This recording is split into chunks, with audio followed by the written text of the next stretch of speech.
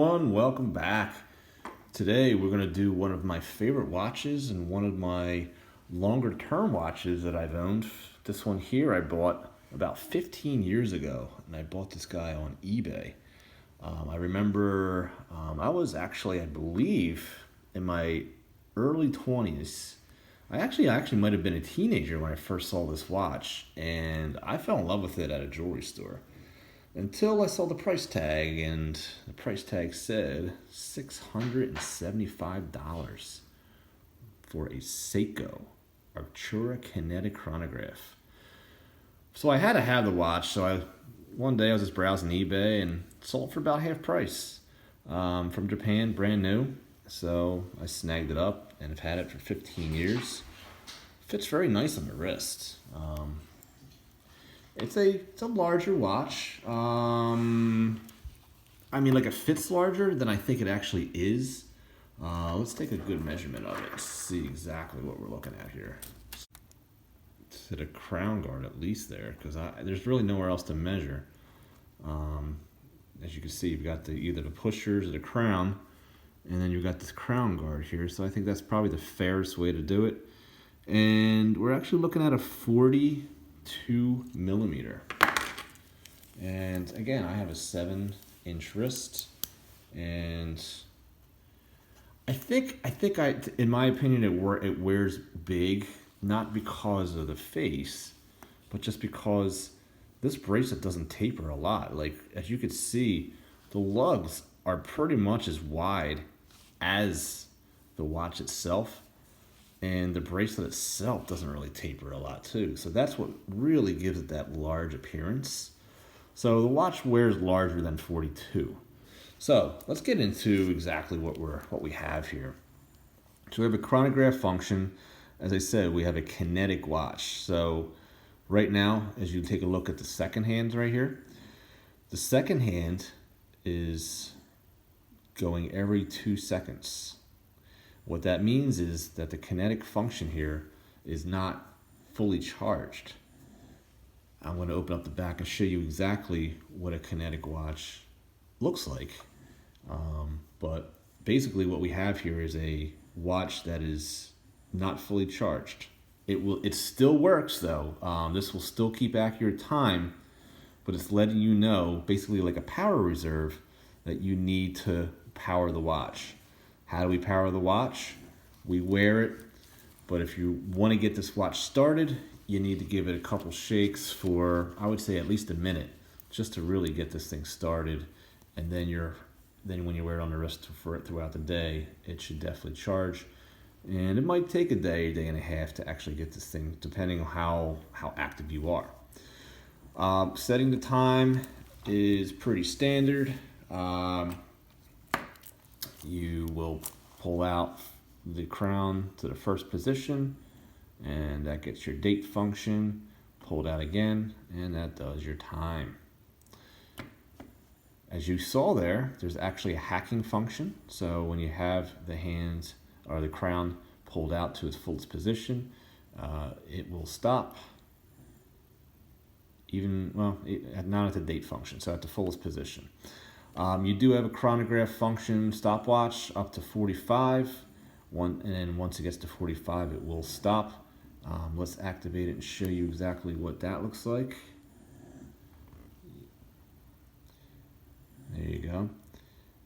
And the snoring that you hear is actually my dog Jackson, and he's been featured in a few of my commercials. So if you hear a little bit of snoring, I apologize, but that's what you get when you have an Average Joe channel. So you have to deal with some Average Joe kind of stuff. I don't have a professional studio here, so there you go. So there's some authenticity there for you. So as you can see that this hand here moves pretty smoothly. That's only your stopwatch function.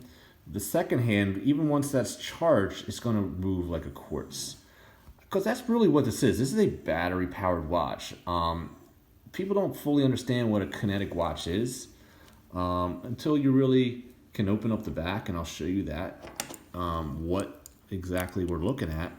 I think you'll be surprised to see that the watch itself when you open up the back, I think you're gonna be surprised to see that it looks very, very much, at least to the untrained eye, it looks a lot like an automatic watch. So let me get this focused here, right in there. There we go.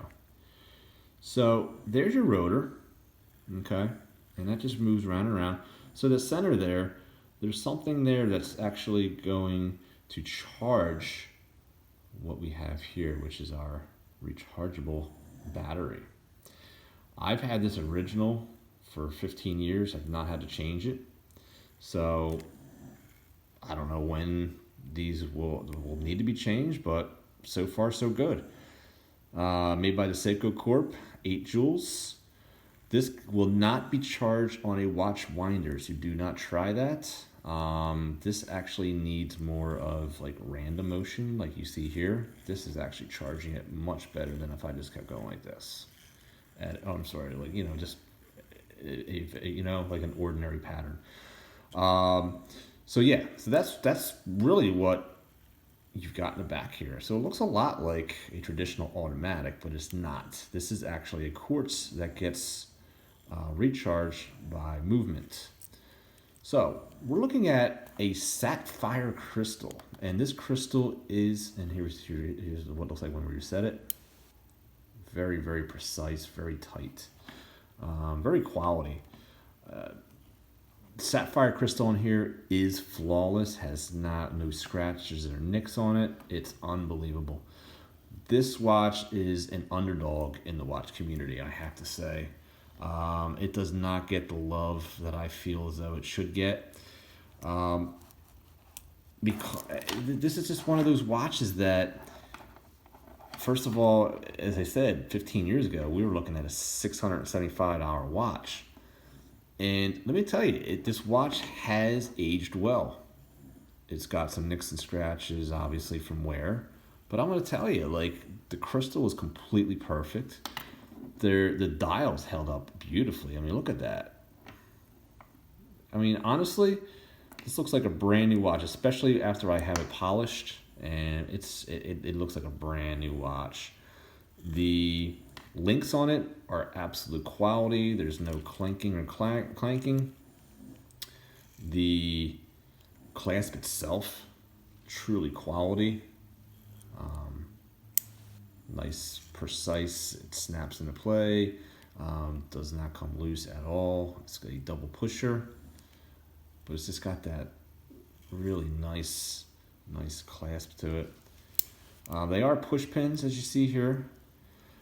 The one drawback I have about this watch, if I'm going to nitpick, is the fact that you are going to have a really hard time putting an aftermarket strap on here because of the way that this is situated. As you can see, you have the watch is really connected with this piece here, but in the back it's a little bit wider, as you can see here. But yeah, what would happen is if you get a band that's this wide, you're going to have a really skinny, basically like a woman's strap.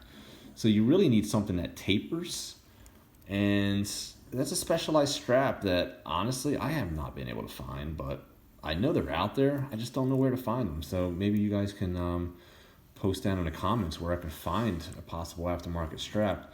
I do know that Seiko does make these watches with the rubber strap as well, so I know that you can definitely swipe it out for that, but I don't know about any aftermarket straps that you can put on here. But so let's take a look at these blue hands. That's another thing I like about this watch.